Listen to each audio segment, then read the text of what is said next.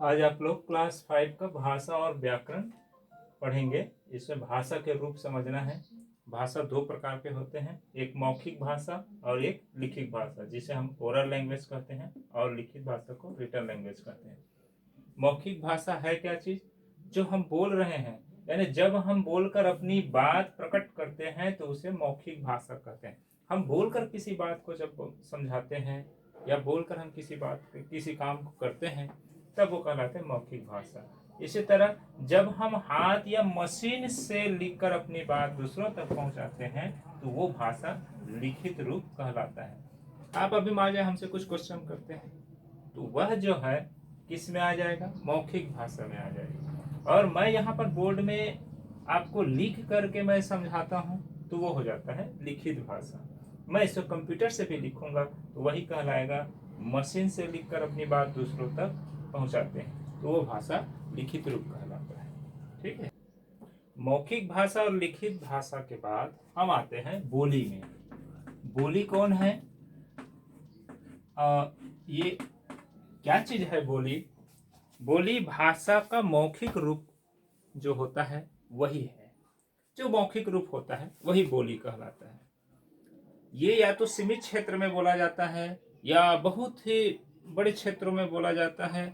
बिल्कुल नहीं। एक ही बात याद रखना है कि ये हमेशा सीमित क्षेत्र में ही बोला जाता है। जैसे आप छत्तीसगढ़ी बोलते हो तो छत्तीसगढ़ी तो हर प्रदेश में नहीं बोलते हैं।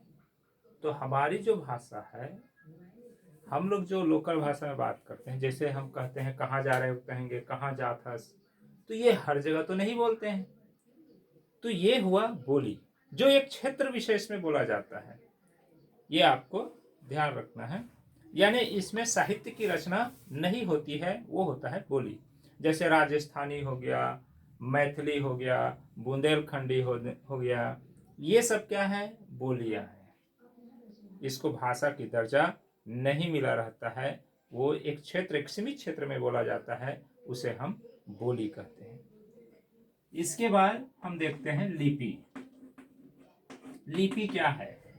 हम जैसे लिखने के सबके अपने अपने तरीके होते हैं। उड़िया का लिखने का अलग तरीका होता है, बंगाली का अलग होता है, गुजराती का अलग होता है, सबका अलग अलग होता है। हम लोग जो हिंदी लिख रहे हैं अभी, ये देवनागरी लिपि कहलाता है। ठीक है। तो भाषा के लिखने के ढंग को ही हम लिपि कहते हैं। और हिंदी और संस्कृत भाषाएं दोनों देवनागरी लिपि है, देवनागरी लिपि में लिखी जाती है, जबकि अंग्रेजी भाषा रोमन में होता है। जैसे हम 1 2 3 भी लिखते हैं, ये जो है हमारा अपना हो गया, लेकिन इसी को जब रोमन में लिखते हैं तो फर्स्ट, सेकंड और थर्ड इस तरह से रोमन में लिखते हैं। वैसे मान लिया जाए हम जो है इसको जैसे कहें भारत लिखते हैं, ये देवनागरी लिपि हो गया। ये हिंदी में हो गया देवनागरी लिपि। अब इसी को हम भारत लिखते हैं, ये भारत लिखे, तो यह जो है आपका कौन सा मुखी हो गया? देवनागरी मुखी, कौन सा लिपि हो गया? देवनागरी लिपि तो नहीं है, तो ये क्या हो गया? रोमन लिपि में होगा। ठीक है। तो इस तरह से लिपि को समझना है। तो अलग अलग लिपि है। हिंदी में हम भारत कहेंगे और अंग्रेजी में हम इसको इस तरह से लिखेंगे, तो ये रोमन लिपि हो जाता है। भाषा के बाद हम देखते हैं व्याकरण। जैसे हमने यहाँ 2 सेंटेंस लिखा है, नेहा गाना गा रहा है, ये सेंटेंस के ब्रैकेट में हमने लिखा है गलत, यह सेंटेंस गलत है। तो सही क्या हो जाएगा? नेहा गाना गा रही है, यह सेंटेंस सही है।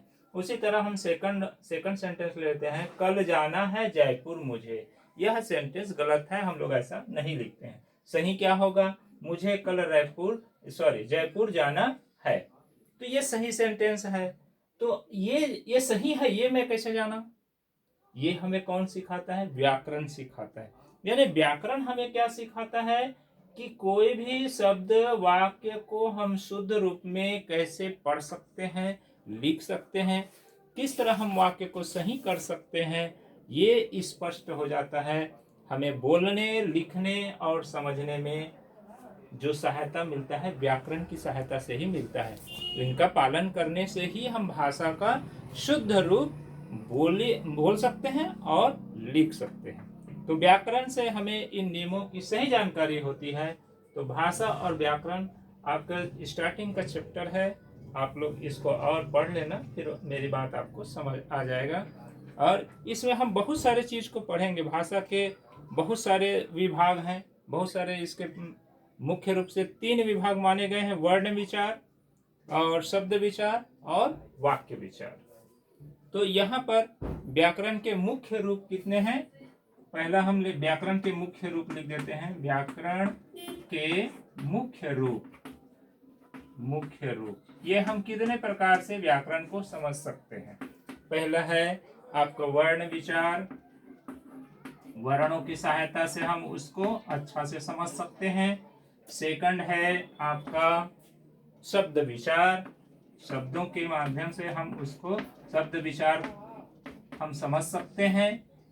और थर्ड है वाक्य विचार। इसका स्टडी हम आगे और चैप्टर में करेंगे।